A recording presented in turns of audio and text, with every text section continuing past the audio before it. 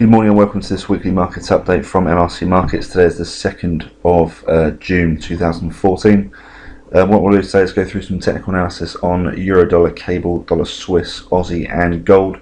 Just to review what happened in the markets last week and give some sort of outlook for the week ahead. We're not making any trade calls recommendations in this video. You trade at your own risk. If you could please read our full disclaimer, which is on our website www.mrcmarkets.com. that will be most appreciated. For any new followers out there, we have 3 moving averages on each of these charts. The red one is a 50 simple moving average, the purple is 100 simple, and the gold is a 200 simple moving average. Right, okay, let's have a look at the Forex calendar first. There's a lot of data coming out this week. I won't go through each piece with you, but I will sort of highlight the main high impact stuff each day. So today, coming up quite soon, about 23 minutes, with the UK manufacturing PMI. And at 3 PM today, we have the US ISM manufacturing PMI as well. Expect another big sort of number there, 55.7. Tomorrow, quite a lot of Aussie and China data overnight. You've got the RBA rate statement as well. More UK data, so you've got the UK construction PMI at 9:30, and the Eurozone CPI flash estimate year on year, as expected to stay the same. Wednesday, more overnight Aussie data, so you've got the GDP numbers there. And again, some more UK data on Wednesday at 9:30, so you've got the services PMI this time. And then it's day 1 of the G7 meetings. So keep an eye out on any sort of news that may come out on the wires for that. You've got ADP non-farm employment change numbers on Wednesday. That's at 1:15. You've got Canadian trade balance, US trade balance at 3 PM. More Canadian data, so you've got the overnight rate, Bank of Canada rate statement. Also US ISM non-manufacturing PMI this time. Wednesday, some more overnight Aussie data, the trade balance this time. And it's day 2 of the G7 meetings. And at 12 PM with the UK official bank rate, MPC rate statement, the asset purchase facility data as well. And then 12:45 at the Eurozone version of that. At 1:30, you have the weekly jobless claims from the US. You've got the Canadian building permits, IV PMI. And on Friday, slightly quieter day to end the week in terms of the amount of data, but you have the biggest piece of the week, which is the US non-farm employment change numbers there, and we got some Canadian data at 1:30 as well, so you got their unemployment rate and employment change numbers as well. Yeah, so that's it. I mean, lots of stuff coming out this week. Really busy week. Lots of data. You've got to be careful of that. We should get some big moves. So a lot of volatility in the markets this week, I'd have thought. That's a massive amount of data this week. I can't remember seeing a week that big, really. You basically got all of them in one, really. So you got the NFP numbers, you got all the bank rate figures as well. So all coming into one big week. So it should be really interesting this week. Looking forward to it.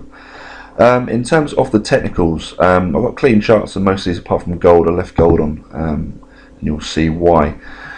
So this is the weekly chart on Euro.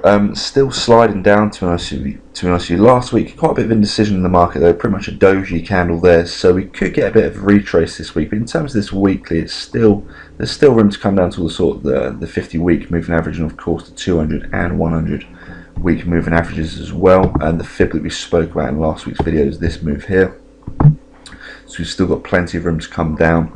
So that's sort of one spot 33.69s there. Reason I'm taking that low is because that was the previous big sort of 50% bounce on that one there, you can see. So a big sort of swing low. I mean, of course we were looking at the smaller ones before that move there, but that's pretty much out of play now, I'd say. Of course, that double top. So I mean, yeah, you could look at that move there, maybe, or that one there, but I think this is the more sort of the obvious one. In terms of perspective, you look at it on the monthly there as well. It's quite obvious that swing low. I think is the key recent swing low, and of course it does. The 50% lines up with the 50-month moving average there as well. So if we do get there, which I think we probably will sometime soon, then keep an eye out on that. So yeah, last week, a slightly choppy week. In terms of this day, you can see not a massive sort of week there. You can see last sort of 7 days, pretty well, last sort of 5 days, quite choppy, but it's definitely sliding down. But yeah, I mean, last week's weekly can you have to say that it's a bit of a doji, so don't be surprised to see if we do get a retracement up, a brief retracement potentially towards one of these moving averages, or this. I mean, if it does pop up and retrace, and this is definitely the fib that I'd keep an eye out for. In terms of the round numbers, so the current sort of support that we're holding on here is, well, pretty much the one sort of 36 handle you can see there. I think we spoke about in the last week's video as well. Key sort of round number at the minute, which we were floating around at the minute. So in terms of weekly closes, I remember speaking last week, I think I might have posted on Twitter to keep an eye on the sort of 136 weekly close. We did close above that. But on the daily, actually, we did get a fake out close below, and then a brief spike up. But yeah, in terms of shorter term stuff, in terms of sort of 1 hour chart, 1 hour, 4 hour, a lot of people will be looking at this move here. And interestingly enough, this 78.6 level lines up smack bang on the 136 handle. So you can see we've already had a test of that this morning. Nice spike. So if we get a 1 hour hammer, that could be the start of the sort of retracement towards the upside. But yeah, I think this current sort of 1 hour and of course the 4 hour close of this current move, the current price action here, I think could pretty much determine the week, to be honest with you. If we get a heavy sort of 4 hour, 1 hour, 4 hour daily close below, then we really could start to slide down here on this euro, and then you're sort of potentially looking at that sort of weekly move there. We really could fall down fast, because I mean there isn't that much support. I mean that's the most recent support there. You got this little 138.80s there, 135 handle. So yeah, it'd be interesting actually, especially today. I think it's a key day on this euro dollar. But yeah, in terms of shorter term stuff, that's the only sort of move towards the upside I'm keeping an eye out for, and then the main fibs towards the downside is that move there. Cable on the weekly, it's trying to hold up. You can see with a bit of lower wick. I mean, it did sort of grind lower, but we did have an interesting lower wick posted on cable there, so it should be a tricky week here on cable. In terms of smaller fibs, this is one here I'm keeping an eye out for. That's acting quite nicely off the 50% as well, so nothing's stopping it rotating higher this week. But I still do think in terms of this long term on this weekly, we do favour a healthy retracement. But of course it doesn't have to happen this week or next week. We could still grind higher. And you can see there in terms of daily, we spoke about this fib move here. You can see that a bit clearer there on the weekly. We get that close above. We did have a close below on the daily here, but you can see we have some nice support for the 100-day moving average here. And it looks like we can already see sort of today's daily candles looking quite bullish already. Nice bit of lower wick there. And of course we have the 9:30 data out as well, so could get a nice brief pop up here and then potentially test that 50-day moving average. But they're the sort of fibs, the fibs towards the upside I'm keeping an eye out for. Of course we have the fibs towards the downside, so we had that move there, remember. In terms of if you think it's going to keep on going down over the next sort of few weeks towards that bigger sort of weekly fib, selling any sort of rallies could be quite fruitful. You can see that one worked quite nicely there, and the next one to keep an eye out for is that one there, in my opinion. So that's the swing high from that previous sell-off area. And interesting actually, the 50-day moving average does coincide with this 50% here, and it's a nice sort of round, just above a round number as well. That 50% comes at the one spot 68.06, so the 160 handle just being below that. And that's an interesting previous resistance point as well, you can see here on the chart. So previous resistance could act as well, continued resistance, not new support. So yeah, that'll be interesting. Definitely if we pop up here, if we sort of rotate higher, which it looks like it does want to do, even on the 4-hour chart here as well, and the moving averages are coinciding with that as well. So it should be very interesting on cable this week. Lots of stuff to keep an eye out for. My personal view is that we'll grind higher maybe today and the next couple of days, and then hopefully we'll get some sort of interesting action at one spot 68 area. Dollar Swiss on the weekly. It's still grinding high towards that 50-week moving average. We've been saying that for the last sort of few weeks really, after we had this huge sort of reversal at the 0.87 handle there. That candle there, lovely reversal candle, very strong reversal candle.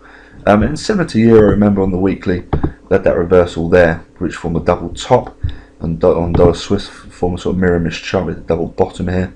And yeah, it just looks like it wants to grind higher towards that 50-week moving average. I would not be surprised to see that get tested this week if we do have some strong US data, where if we have a strong NFP number on Friday, we'll definitely get there, I'd have thought. If we start to retrace, I mean, it tried to sort of retrace there. You can see at the 200-day moving average. If we do get any sort of retracement towards the downside, that's still the fib to keep an eye out for, in my opinion. But it is still continuing to grind higher, to be honest.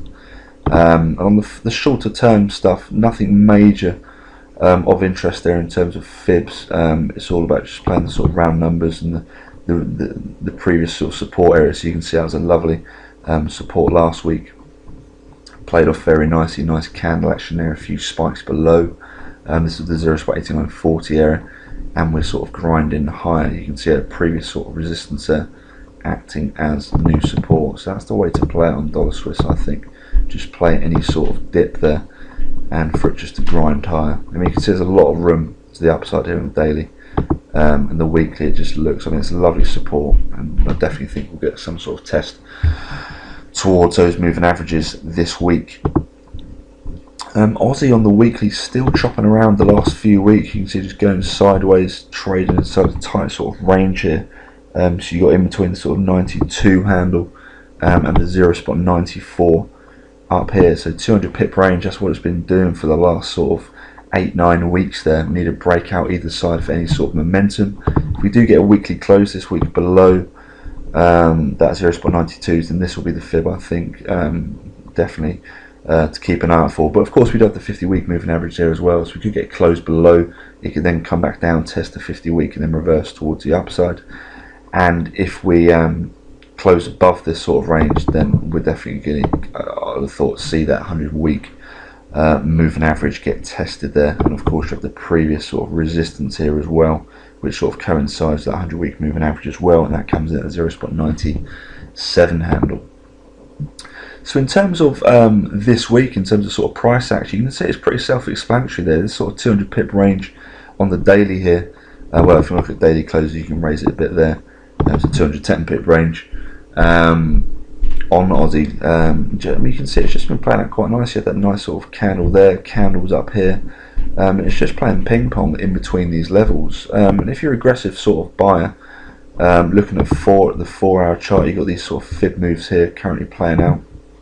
So this is one there from that low, the sort of the thing, it's the 21st of May to the high of May. This uptrend here. I mean, it's not a pure uptrend, but you can see it has been playing out quite technically. So you can see that 50% is a previous resistance there, and we're currently sitting above this 61.8% retracement level, which coincides with the 50 bar moving average here on the 4-hour chart. So we'll not be surprised to see it sort of rotate higher here, and it could take out these highs here and then test out 0.94 level again. But it will be data depending really. If we get some strong overall data here, then it should be quite bullish for the Aussie. But that's pretty much it in terms of the Aussie. Really, pretty self-explanatory there in terms of the technicals. Just chopping around in between that range. Gold, very interesting. Well, it's finally broken out of the of this sort of triangular formation we've been speaking about. I'm surprised it broke towards the downside, to be honest with you, because these supports were just holding for a long time. But I suppose what can't go up must come down, and that's what happened here. We had the break of this sort of the trend line support and these key levels here. As soon as we had that heavy daily candle close there, and it was just due to keep on trickling down, and it's broken below this 61.8 now. So the last sort of key fib level, if it's going to hold up, it's going to be the 78.6, which comes at 12.25s. But yeah, nothing majorly of interest, to be honest. I mean, I'll keep an eye on the round numbers. So you've got the 12 sort of 40 level. That's the current sort of line in the sand on this gold chart. You can see we've already had a sort of test there, and it's holding above. But yeah, that's the main sort of line in the sand. Not a massive Massive fan of buying sort of gold here because I think it's not off a huge level. I mean, yeah, this 1240 is a nice round number, but I personally like to play off the fibs. But yeah, that's pretty much it. In terms of shorter term stuff, you can see there the 4 hour nice sort of test there. It's trying to hold above. You can see the 1 hour as well. Starting to base a little bit, so we could get a brief pop up here and it test this 100 hour moving average on the 1 hour chart here. But in terms of a sort of perspective for this week, it does look quite heavy. I'd not be surprised to see it trickle lower, but of course I'd not be surprised to see it just sort of do a sort of a brief retracement towards the upside here this week for the next sort of few days. And if it does, and in terms of the fibs, if you want to sell towards the downside, that could be an interesting one there. That's a sort of recent swing high you can see on the 4 hour chart there. So that's the high of the sort of, I think it's 25th of May towards the low of May there. So if it could coincide with the 50 bar moving average on the 4 hour chart here as well. And of course the trend line resistance, don't forget that as well.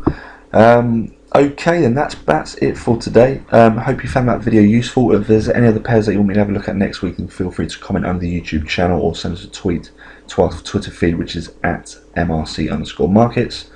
I hope you have a great week trading, and I'll catch you next week. Thanks for watching.